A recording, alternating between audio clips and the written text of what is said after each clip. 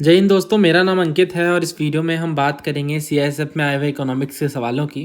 Video में आगे बढ़ने से पहले समग्र बैच के बारे में बता दूं, ये हमारी समग्र बैच है जो सिविल सर्विसेज और स्टेट पीसीएस के लिए मेजरली बनाई गई हैं। ये कुछ पेपर हैं जो इसमें कवर किए जाते हैं। यूपीएससी के सारे एग्जाम्स के पेपर, इसके अलावा स्टेट पीसीएस के जो क्वेश्चन हैं वो भी कवर्ड हैं।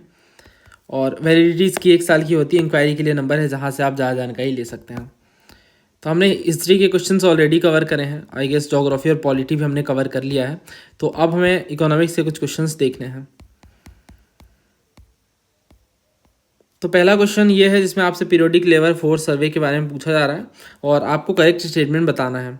पहला कह रहे हैं ये लॉन्च हुआ 2017 में नेशनल स्टैटिस्टिकल ऑफिस के द्वारा, यानी जो एनएसओ है। दूसरा ये कि इसका जो उद्देश्य है, ऑब्जेक्टिव है ये कि की एम्प्लॉयमेंट और अनएम्प्लॉयमेंट इंडिकेटर को एस्टिमेट करना, यानी उनका आकलन। और इसी के साथ ही ये जो है वो 3 महीने में शॉर्ट टाइम इंटरवल जो है 3 महीने का, इसमें ही देखता है और केवल अर्बन एरिया को कवर करता है करेंट वीकली स्टेटस के रूप में। तो अगर हम इसमें देखें तो क्या ये बात सही है? देखो, जो पीरियोडिक लेबर फोर्स सर्वे है ये लॉन्च हुआ 2017 में नेशनल स्टैटिस्टिक्स ऑफिस के द्वारा, यानी एनएसओ के द्वारा।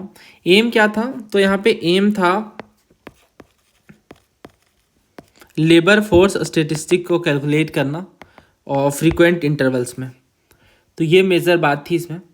और इनका मेन उद्देश्य है की एम्प्लॉयमेंट और अनएम्प्लॉयमेंट इंडिकेटर, जैसे वर्कर पॉपुलेशन रेशियो या फिर labour force participation rate, unemployment rate, इन चीज़ों को 3 महीने के इंटरवल में कवर करना, 3 मंथ्स के इंटरवल में निकालने के लिए फॉर अर्बन एरियाज।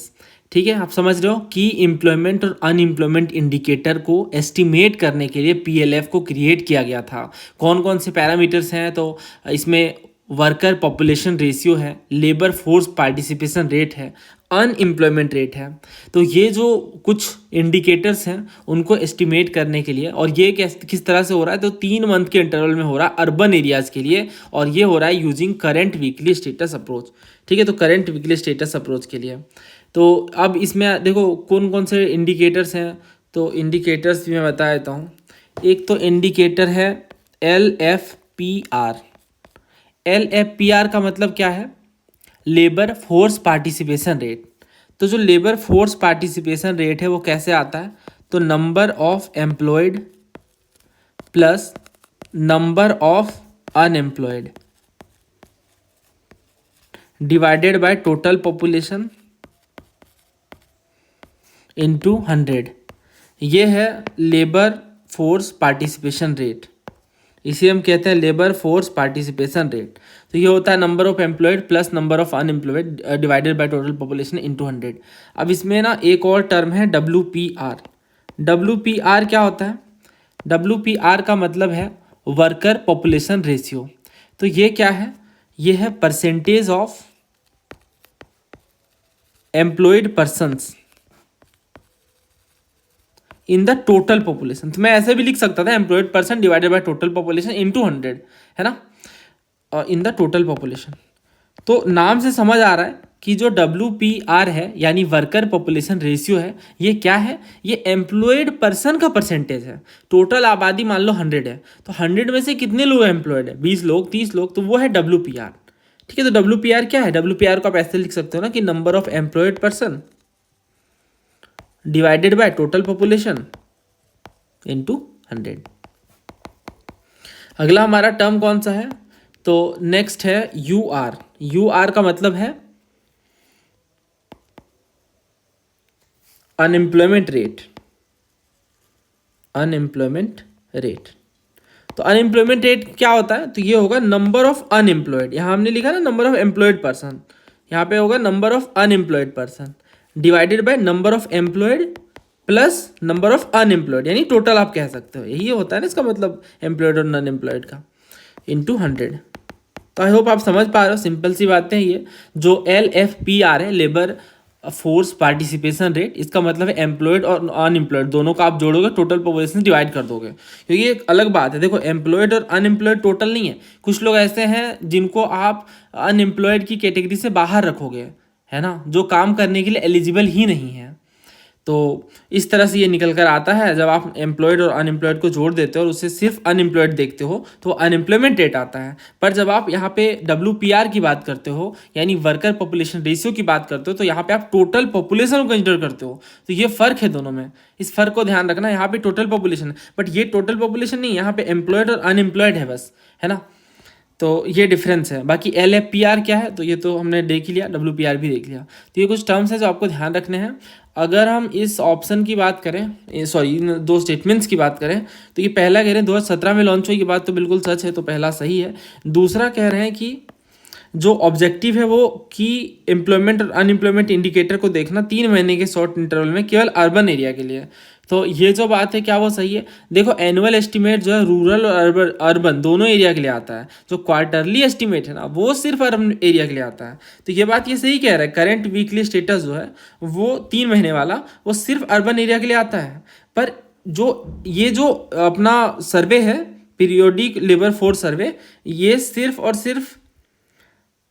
सिर्फ अर्बन एरिया को नहीं देखता है, ये रूरल एरिया को भी कवर करता है। तो इस वजह से ये गलत हो जाता है। यहाँ पे केवल अर्बन एरिया कह रहे हैं, जबकि ये रूरल जो है वो एनुअल रूरल निकालते हैं, मतलब साल भर में रूरल की भी रिपोर्ट निकल कर आती है। ठीक है, तो इस हिसाब से दूसरा गलत है, आंसर जो है पहला सही है। ये क्वेश्चन फिर देखो HPSC में पूछा गया है पीरियोडिक लेबर फोर्स सर्वे के बारे में। तो पहला स्टेटमेंट ये है कि जो करंट वीकली स्टेटस है अर्बन एरिया में ये 3 महीने के इंटरवल में मेजर किया जा रहा है। दूसरा कह रहे हैं जो present labour force participation rate और अनएम्प्लॉयमेंट रेट है और डिक्लाइनिंग ट्रेंड के साथ है जब आप बेस ईयर से कंपेयर करते हो। देखो पहला तो सही है, जो करंट वीकली स्टेटस है अर्बन एरिया में 3 महीने के इंटरवल मेजर किया जाता है, इसमें कोई शक की बात नहीं है। रूरल एरिया में हमने देखा कि वो रूरल एरिया में हमने देखा कि ईयरली मेजर किया जाता है ना। तो पहला सही है, बट दूसरा कह रहे हैं present labour force participation rate और अनएम्प्लॉयमेंट रेट दोनों डिक्लाइन कर रहा है। देखो ये लेबर फोर्स पार्टिसिपेशन रेट क्या था, तो इसमें हम देख रहे थे कि नंबर ऑफ एम्प्लॉयड और अनएम्प्लॉयड दोनों को हम ऐड कर रहे थे, है ना। तो ये जो है ना लेबर फोर्स पार्टिसिपेशन रेट ये डिक्लाइन नहीं हो रहा है, ये बढ़ रहा है। अनएम्प्लॉयमेंट रेट डिक्लाइन हो रहा है। तो इस हिसाब से स्टेटमेंट पार्सली गलत हो जाता है। तो आंसर निकल के आएगा स्टेटमेंट 1 इज करेक्ट ओनली। यहाँ पे कह दिया है कि दोनों घट रहा है, बट ये गलत हो जाता है क्योंकि जो LFPR है ये घट नहीं रहा है, अनएम्प्लॉयमेंट रेट घट रहा है सिंस 2017-18। नेक्स्ट क्वेश्चन देखिए, which among the following is are the mission under national action plan on climate change. तो national action plan on climate change के अंदर बताना है आपको कि कौन कौन से मिशन शामिल हैं। National solar mission, national water mission, national mission on strategic knowledge for climate change. तो देखो जो ये मिशन है national action plan on climate change, इसके अंदर कौन कौन से मिशन शामिल हैं। इसके अंदर नेशनल सोलर मिशन भी है, वाटर मिशन भी है और strategic knowledge for climate change भी है। तो आंसर होगा यहाँ पे डी। टोटल यहाँ पे 8 कोर मिशन शामिल हैं। कौन कौन से 8 कोर मिशन है देख लेते हैं। तो ये सोलर वाले हैं एक, है ना, एनर्जी एफिशिएंसी के हैं, एनर्जी एफिशिएंसी, सस्टेनेबल हैबिटेट पे है, वाटर पे, sustaining Himalaya ecosystem, green India और सस्टेनेबल एग्रीकल्चर और स्ट्रेटजिक नॉलेज। ये 8 कोर मिशन जो है वो डील करता है national action plan on climate change के साथ। मतलब आप समझो ये एक तरह का होलिस्टिक प्लान है national action plan on climate change, और इसमें बहुत सारे मिशन जो है वो शामिल हैं। ठीक है, और मैं नाम भी बता देता हूँ। वो जो हमने पढ़ा, नेशनल सोलर मिशन है, national mission for enhanced energy efficiency है, national mission on sustainable habitat है, नेशनल वाटर मिशन है, national mission for sustaining the Himalayan ecosystem है, national mission for green India है, national mission for sustainable agriculture, national mission on strategic knowledge for climate change. ठीक है, तो ये जो 8 national mission है ये NAPCC यानी national action plan on climate change का कोर पार्ट है, और ये 2008 में ही लॉन्च किया गया था। एम क्या है, तो देखो नाम समझ आ रहा है, नेशनल एक्शन प्लान है, तो इसमें जो अवेयरनेस है वो बढ़ाने की बात की जाएगी among the representative of the public, है ना। और इस तरीके से ये जो है 8 मिशन काम कर रहे हैं। नेक्स्ट क्वेश्चन देखिए, which of the following statement about PM धन धान्य कृषि योजना आर करेक्ट। तो आपको बताना है प्रधानमंत्री धन धान्य कृषि योजना के बारे में कौन से स्टेटमेंट करेक्ट है। पहला ये कि ये सारे ही हाई परफॉर्मिंग एग्री डिस्ट्रिक्ट को टारगेट करता है। दूसरा, इसका जो एम है वह इन्हेंस करना प्रोडक्टिविटी को, प्रमोट करना क्रॉप डाइवर्सिफिकेशन को, इरिगेशन स्टोरेज वगैरह को इम्प्रूव करना और क्रेडिट एक्सेस को इंश्योर करना। तीसरा, इनका फोकस एक्सक्लूसिवली एग्रीकल्चर और अलाइड एक्टिविटीज़ में है। तो स्कीम्स पे काफ़ी सारे सवाल पूछे आते हैं। तो ये अक्टूबर 2025 की न्यूज़ है। सेंटर ने अनाउंस करा 100 एस्पायरेशनल एग्री डिस्ट्रिक्ट्स को अंडर द प्रधानमंत्री या प्राइम मिनिस्टर धन धान्य कृषि योजना। धन धान्य कृषि योजना, धन धान्य कृषि योजना का मतलब क्या समझते हैं। देखिए ना, फार्म प्रोडक्टिविटी और रूरल प्रोस्पेरिटी को एम करने के साथ लॉन्च किया गया है और ये यूनियन बजट 2025 में लॉन्च हुआ। अब इसमें बेसिकली मेन उद्देश्य अगर आप एक लाइन में याद रखो तो यही कि फार्मिंग को आसान बनाना, मॉडर्न बनाना, प्रॉफिटेबल बनाना। तो ये मॉडल है नीति आयोग के एस्पायरेशनल डिस्ट्रिक्ट प्रोग्राम पे। ठीक है, नीति आयोग का जो एस्पायरेशनल डिस्ट्रिक्ट प्रोग्राम है उस पर बेस्ड है, बट इनका जो फोकस है वो एक्सक्लूसिवली किस पे है। ये जो फोकस है वो एक्सक्लूसिवली एग्रीकल्चर और अलाइड सेक्टर में है।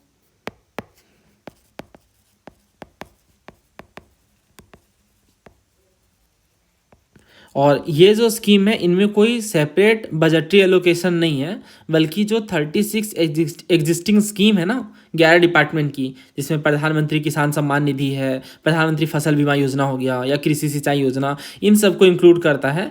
ठीक है, और इनका एनुअल आउटले 24,000 करोड़ का है। और इसमें ज़रूरी बातें ये समझनी है कि इनका मेन ऑब्जेक्टिव क्या है। तो एग्रीकल्चर प्रोडक्टिविटी को एनहांस करना, फार्मर इनकम को बढ़ाना। कैसे होगा, कैसे होगा? तो ये होगा क्रॉप डाइवर्सिफिकेशन को प्रमोट करके, है ना। एक ही तरह की फसलें हम लगाएंगे तो फिर ये जो हमने टारगेट लिया वो पॉसिबल नहीं होगा। हमें सस्टेनेबल फार्मिंग प्रैक्टिसेस अपनाने होंगे। एक्सपैंड करना होगा, एक्सपैंड करना होगा किसे, पोस्ट हार्वेस्ट स्टोरेज को, है ना। स्टोरेज की बहुत दिक्कत है, जैसा कि आप हमेशा पढ़ते हो एग्रीकल्चर के विषय में कि जब भी फसलों की खेती होती है उनके बाद बहुत बार स्टोरेज का इशू देखने को मिलता है। इसके अलावा सेल्फ सफिशिएंसी को अचीव करना, फूड ग्रेन्स में, पल्सेस में, ऑयल सीड में, इरिगेशन इंफ्रास्ट्रक्चर वगैरह को मजबूत करना, है ना। अच्छा, इसमें जो डिस्ट्रिक्ट सिलेक्शन की बात है वो कैसे सेलेक्ट किए जाएंगे, जो ये डिस्ट्रिक्ट सिलेक्शन का क्राइटेरिया है वो कैसा है वो भी देख लो। ये पीडीएफ आपको मिल जाएगी हमारे टेलीग्राम चैनल पे। तो डिस्ट्रिक्ट सिलेक्शन का क्राइटेरिया क्या है, तो पहला ये कि लो क्रॉप प्रोडक्टिविटी हो, मतलब वैसे डिस्ट्रिक्ट जिनमें जो ईल्ड है ना वो नेशनल एवरेज से कम हो। जैसे अगर वीट की हम बात करें तो 3.5 टन पर हेक्टेयर से कम हो, मतलब जो नेशनल एवरेज उससे अगर कम होगा तो उस तरह से डिस्ट्रिक्ट सेलेक्ट किए जाएंगे। ठीक है, तो लो क्रॉप प्रोडक्टिविटी हो। इसके अलावा मॉडरेट क्रॉपिंग इंटेंसिटी हो, यानी जो क्रॉप साइकिल है वो कम हो। क्रॉप साइकिल मतलब समझ गया ना, साल में कितनी फसलें लगाई जा रही हैं। Cropping intensity. क्रेडिट एक्सेस बहुत ही खराब हो, मतलब वैसे डिस्ट्रिक्ट जिसमें बैंक लोन का पेनिट्रेशन काफ़ी कम हो, किसान क्रेडिट कार्ड वगैरह का एक्सेस कम हो, है ना, और 30% से भी कम हो अगर इनका एक्सेस, तो ये भी एक डिस्ट्रिक्ट सिलेक्शन क्राइटेरिया के अंदर आता है। जोग्राफिकल रिप्रेजेंटेशन भी देखा जाता है, इनफैक्ट जोग्राफिकल रिप्रेजेंटेशन, यानी ये देखेंगे कि नेट क्रॉप्ड एरिया कैसा है, ऑपरेशनल होल्डिंग वगैरह कैसी है, इन चीज़ों के बेस पे। अच्छा, ये किसके तहत काम करती हैं, तो ये जो जिस स्कीम की हम बात कर रहे हैं प्रधानमंत्री धन धान्य कृषि योजना, इनका जो मेजर इम्प्लीमेंटेशन है वो कौन करती हैं, तो ministry of agriculture and farmers welfare. ठीक है, अच्छा अब इसे देखो, तो इसमें कह रहा है all high performing agri districts, तो ऐसा नहीं है। हमने देखा कि इसमें 100 एस्पायरेशनल एग्रीकल्चर डिस्ट्रिक्ट को शामिल करने की बात है, तो इस वजह से पहला गलत है। तो पहला आप हटाओगे तो आंसर निकल कर आ जाएगा ऑप्शन बी 2 और 3। हाँ, ये तो सही है, एनहेंस करना प्रोडक्टिविटी को, क्रॉप डाइवर्सिफिकेशन वगैरह को प्रमोट करना और इरीगेशन स्टोरेज वगैरह को इंप्रूव करना, जो बातें मैंने आपको बताई उन्हीं को इन्होंने सेंटेंस में लिख दिया है। तीसरा भी सही है क्योंकि इनका जो फोकस है वो मेजरली एग्रीकल्चर एलाइड एक्टिविटीज़ में शामिल है। तो ये जो टर्म्स हैं ऑल, फिर यहाँ पे आप देखो तो ओनली, है ना। तो आई होप आप कीवर्ड को आइडेंटिफाई कर पा रहे हो। तो ये कीवर्ड्स यूजुअली गलत होते हैं। अगर आपने हमारी ट्रिक्स वाली वीडियो देखी है तो आपको थोड़ी हेल्प मिल रही होगी। नेक्स्ट क्वेश्चन देखिए, which are the following statements about mission life. Life का मतलब क्या है, life style for environment is are correct. पहला इनका जो इन्विज़न है वो है कंज्यूमरिज्म को प्रमोट करना। दूसरा ये कि प्लान करना कि क्रिएट और नर्चर किया जाए ग्लोबल नेटवर्क को इंडिविजुअल्स के लिए, जिसे प्रो प्लेनेट पीपल का नाम दिया जाएगा। तो उम्मीद है आपने इसे अटेम्प्ट किया होगा। देखो जो दो मिशन लाइफ है ना, इसे लाइफ स्टाइल फॉर एनवायरनमेंट कहते हैं। ये India lead global mass movement है ताकि इंडिविजुअल और कम्युनिटी एक्शन को बढ़ावा दिया जाए इन्वायरमेंट को प्रोटेक्ट और प्रिजर्व करने के लिए। तो ये लॉन्च हुआ है 26th UN climate change conference में, यानी जिसे हम COP26 का नाम देते हैं। और ये हमारे देश के प्रधानमंत्री ने लॉन्च करा 2021 में। अब ये जो मिशन लाइफ है ना, ये कैसे काम करता है वो देखो। ये प्रोग्राम उम्मीद रखता है कि 1 बिलियन इंडियंस को मोबिलाइज करे और बाकी अदर कंट्रीज़ के लोगों को भी, कि वो सस्टेनेबल लाइफस्टाइल को प्रैक्टिस करें। इस ग्लोबल मूवमेंट में सस्टेनेबल गोल वगैरह, इसके अलावा क्लाइमेट एक्शन जो कंट्रीज़ या इंडिविजुअल ले रहे हैं उनको शामिल किया जा रहा है। क्लाइमेट चेंज डेमोक्रेटिक के अगेंस्ट फाइट किया जाए, जिसमें सभी लोग कंट्रीब्यूट कर सके अपनी कैपेसिटी के बेस पे। तो ये ना P3 मॉडल पे काम करता है। P3 मॉडल का मतलब क्या है? प्रो प्लेनेट पीपल, मतलब वैसे लोग जो प्लेनेट के लिए पॉजिटिव इम्पैक्ट ला रहे हों। तो इसमें जो पहला कह रहे हैं कि हाँ ये इन्विजन करें कंज्यूमरिज्म को, ये बिल्कुल गलत है। कंज्यूमरिज्म को बढ़ावा नहीं देंगे हम, तो सस्टेनेबल प्रैक्टिसेस को बढ़ावा देंगे। कंज्यूमरिज्म से तो और नुकसान होगा ना एनवायरनमेंट का। दूसरा कह रहे हैं कि इनका प्लान है, मतलब ये बेसिकली मिशन लाइफ का प्लान है कि क्रिएट और नर्चर करे ग्लोबल नेटवर्क को जो प्रो प्लेनेट पीपल के नाम से चले। मतलब बेसिकली इंडिविजुअल्स को इस तरह से सस्टेनेबल प्रैक्टिसेस को अपनाना है जिससे वो प्लेनेट को और फ़ायदा पहुंचाए। तो सेकंड सही है बट पहला गलत है। मिशन लाइफ प्रमोट करता है माइंडफुल कंजम्पशन को, ना कि कंज्यूमरिज्म को, है ना, जो 3R पे बेस्ड है, रिड्यूस, रीयूज और रिसाइकल। एंटी कंज्यूमरिज्म है, ना कि प्रो कंज्यूमरिज्म। और दूसरा कह रहे हैं P3, तो ये तो आप समझ ही गए, प्रो प्लेनेट पीपल की बात करता है, यानी इंडिविजुअल बिहेवियर भी ग्लोबल लेवल पे इम्पैक्ट डालता है। नेक्स्ट क्वेश्चन देखिए, RRB के बारे में सवाल है, यानी रीजनल रूरल बैंक।